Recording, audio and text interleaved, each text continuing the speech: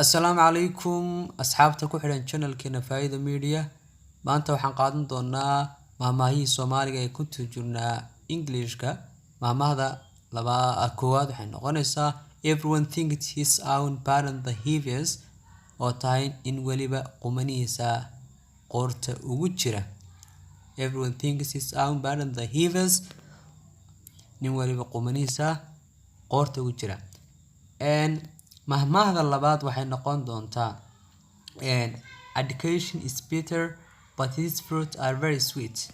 aqoonta barashadeedu waa qadhaadh midhalkeeduna waa macaan. aqoonta barashadeedu waa qadhaadh midhalkeedu macaan. mahmahda saddexaad waxay noqontaa gains are shameless. dani xishood ma leh. mahmahda afraad good things sells themselves but bad things needs advertisement. shay wanaagsan isaga iskada laakiin shayga xuni xayeysiis ayuu u baahan yahay. mahmahda shanaad however how you shake score finger will not fall over. far xumaatay filiq filiq kaagama harto.